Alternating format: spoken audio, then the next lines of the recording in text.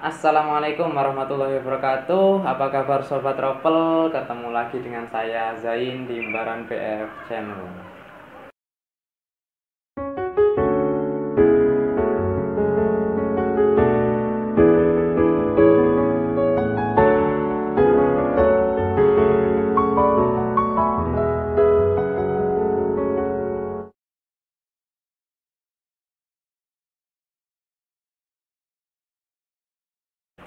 Oke, di sini saya akan membahas tentang bagaimana cara mengatasi burung terucukan yang kanibal. Nah, mungkin teman-teman di rumah punya terucukan yang sering nguber ekor, sampai muter-muter kayak gancing, bahkan sampai jatuh di bawah nyengkram ekornya. Nah, itu namanya biasanya kanibal. Jadi dia suka menggigiti ekor atau sayap sampai rusak. Nah, bagaimana cara mengatasinya? Mari kita simak video selengkapnya. Sebelum lanjut, jangan lupa klik tombol subscribe, like, dan aktifkan notifikasi loncengnya, dan share. Terima kasih. Nah, sebelum mengatasi burung yang kanibal, kita harus tahu dulu apa penyebab burung kita kanibal. Yang pertama, karena overbirahi. Biasanya untuk tipe overbirahi kanibal tidak terlalu parah, jadi hanya sekedar mengejar-ngejar ekor, biasanya tidak sampai jatuh ke bawah, cuma suka ngejar-ngejar ekor, muter-muter. Nanti juga kalau birahinya sudah stabil, dia akan pulih kembali. Nah, bagaimana untuk memulihkan birahinya? Sudah saya bahas di video sebelumnya tentang 6 cara mengatasi terucukan overbirahi. Nah, sini saya akan membahasnya sedikit. Yang pertama, potong EF atau jangan kasih EF. Yang kedua, kurangin penjemuran. Yang ketiga, kasih buah pepaya. Oke.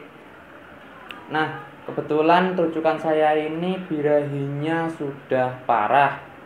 Bahkan kemarin ekornya sampai pada lepas, sampai rusak parah, ini nyerit, pada patah. Jadi akhirnya saya cabutin supaya agar cepat nanti bulunya bagus kembali. Sebenarnya kalau untuk burung terucukan lebih baik jangan dicabut, karena nanti takutnya burung macet, stres. Tapi kalau untuk lebih cepat bisa kita cabut ekornya atau sayapnya yang rusak, supaya lebih cepat lagi dia untuk ganti bulu. Karena biasanya kalau untuk menunggu masa mabung berikutnya itu lama, bisa 6 sampai 7 bulanan. Nah, lalu untuk burung terucukan yang kanibal, kalau bisa kita sering mandikan. Untuk memandikannya biasanya saya menggunakan 1 botol penuh. Jadi untuk burung terucukan lama saya yang pernah mengalami kasus kanibal parah, bahkan dia tidak pernah halus bulunya, setelah saya terapi dengan mandi 1 botol penuh, akhirnya bulunya bisa kembali halus, rapi. Tapi terapi harus tetap dijalankan, karena kalau terapi itu dilepas atau di stop, birahinya dia kembali kanibal lagi. Nah, untuk mandi berapa kali sehari? Untuk mandi bisa dilakukan 3 kali, pagi hari, sore hari, sama malam hari. Untuk mandikan bisa ditambahkan dengan es biar lebih dingin, tapi kalau tidak ditambahkan dengan es juga nggak apa-apa, itu sudah bagus. Yang penting untuk burung yang kanibal sering-sering dimandikan.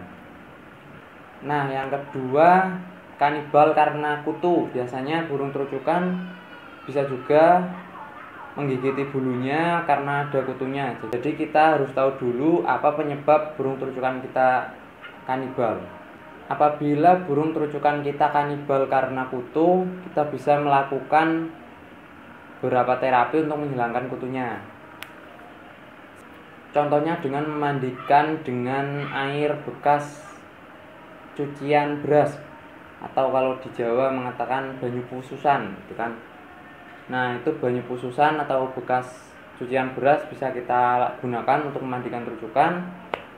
Lakukan pemandian dengan air pususan secara rutin sampai kutu yang ada di bulu terucukan benar-benar hilang. Yang kedua juga bisa menggunakan air rebusan daun sirih. Nah, untuk komposisinya bagaimana? Kita bisa menggunakan 300 sampai 400 ml air ditambah dengan 5 sampai 10 helai daun sirih, lalu kita rebus.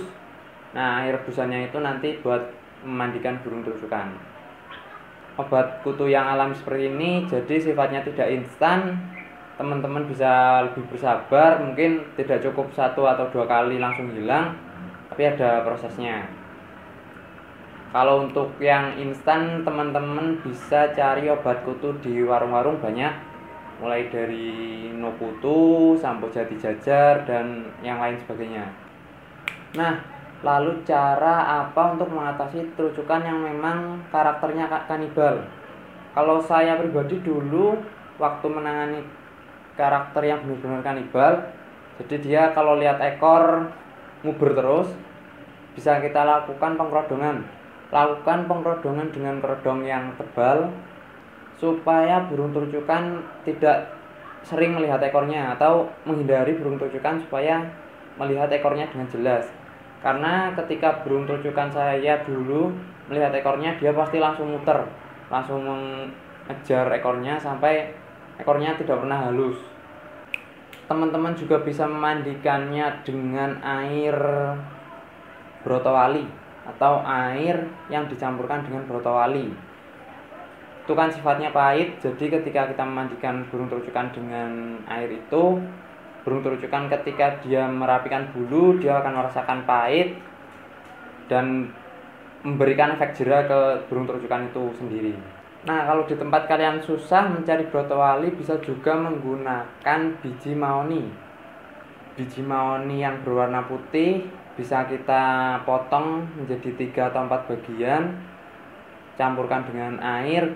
Kita bisa memberikan 5 sampai 6 biji, jadi jangan cuma 1 atau 2, 5 sampai 6 biji. Kita potong kecil-kecil, yang penting jangan sampai masuk ke area semprotan karena bisa menyebabkan mampat. Jadi bisa kita atur sendirilah seperti apa kecilnya potongan supaya tidak menyebabkan mampatnya semprotan kita. Nah, itu tadi tips dan cara mengatasi burung terujukan yang kanibal. Semoga bermanfaat untuk Sobat Ropel. Sekian dari saya, salam Ropel dan assalamualaikum warahmatullahi wabarakatuh.